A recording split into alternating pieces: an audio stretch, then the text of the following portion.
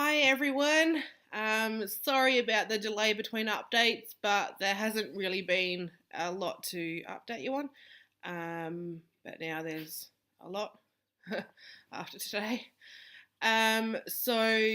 Couple of things. I have been to see the renal specialist about the blood that was in my urine, um, and he had a look at my results and had a look at my ultrasound that had been done, and he wants to do.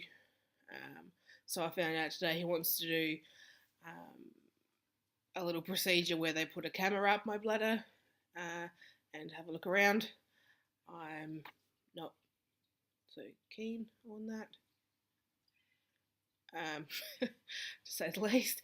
But he said most people opt to have it done under a general because it's a little painful, so I'll run with that. It's another anaesthetic, which is annoying, and another cost as well. This is getting a very expensive process. If anyone wants to make a donation, that'd be lovely. I'm just kidding. So yeah, got to have that done. Looking at May to get that done. He wanted to do it in April, but the day that he's here in Portland to do it, I've got a conference for work, so I won't be able to do that one. I know I should take health first, but they've been so good to me, and I've missed so many days already that he said it was fine to push it out to May. Now, so yes, got to have that done in May, and that'll be done before my pre-admission clinic on the 1st of June. Still no surgery date, but that's to be expected. As I think probably mentioned last time, they won't give me a surgery date until after my pre-admission's done, so that's cool. And the other thing I wanted to update you on was I had my sleep study done back in February. So tootled off to Hamilton after work, went to the hospital, got all checked in, went over to the sleep lab. Turbo's barking at birds, so just mind the background noise. What was I saying? Oh yeah, so I got to the hospital, go over to the sleep lab. They were lovely over there. Got me all wired up. That was not fun. So I had a wire here, one here and here, one behind each ear. Excuse me. Excuse me. One here and here. One on my, like an EEG, so 2 dots, and one under my ribs. A little microphone here to measure noise, a band around my chest and a band around my waist and ones on my legs. I had wires everywhere, and the thingy on your finger. And then it was in a hospital bed in this sleep lab that they're like, okay, now sleep. That wasn't very easy. I usually sleep with the TV on. Couldn't have the TV on because it was messing with the camera. So I had to try and sleep. I had a shocking night's sleep. It was horrible. So anyway, got up and they unplugged me and unwired me, and I had a shower. I had stuff in my hair as well. That's right. I had big 2 glue patches in my hair. That was fun. Like, it was easy to rinse out. And then I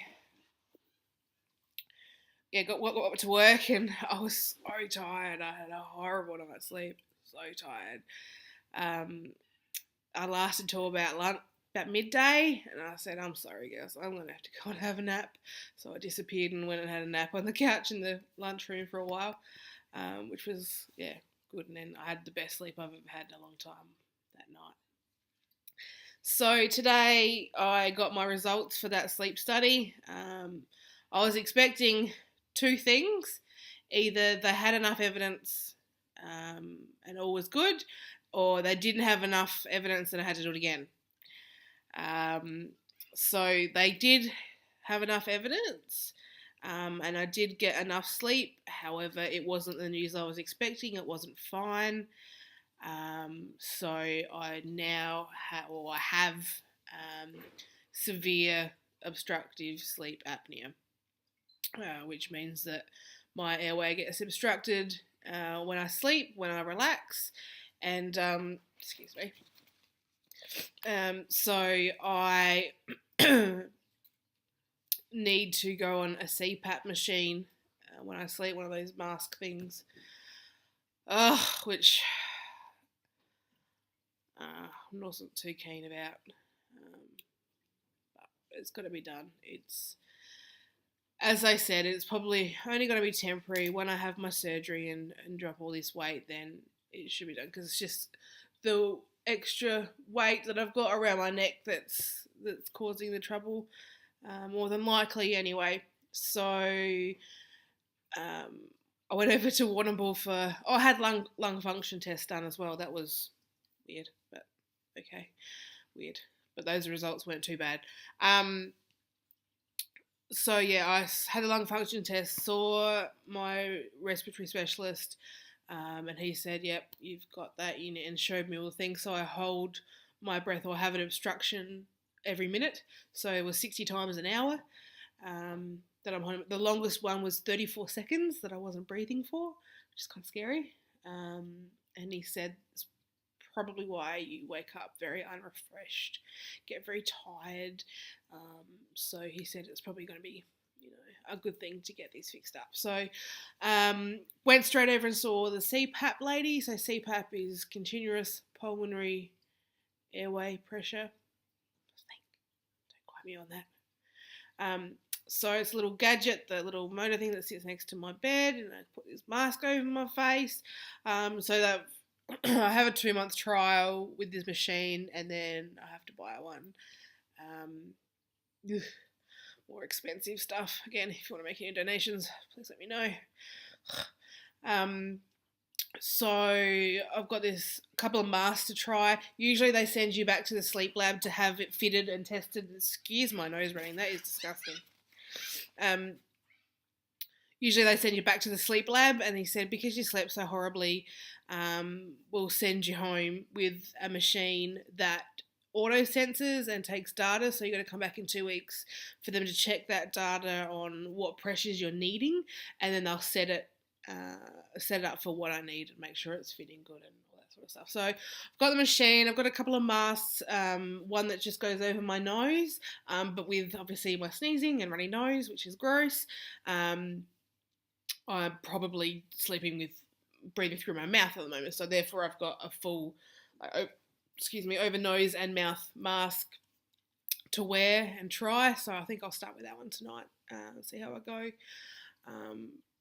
Yeah, and it's actually quite comfortable. I was surprised. It's a weird feeling to have the pressure of the air on your face, but the mask itself and the headband, it's going to take a bit of getting used to, but it's not as bad as I thought it was. The mask's really soft and squishy and comfortable, and yeah, I think it should be okay. So we'll see how that goes.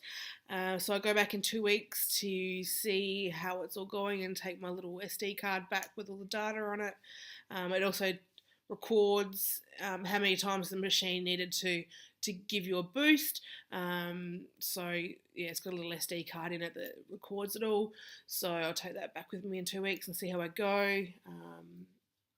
Yeah, so that's a bit of an update. Some not so good news, but I only have this trouble for a little while, so onwards and upwards. But yeah, that's all I've got to update today. So thank you very much for tuning in, and I shall catch you next time. Bye.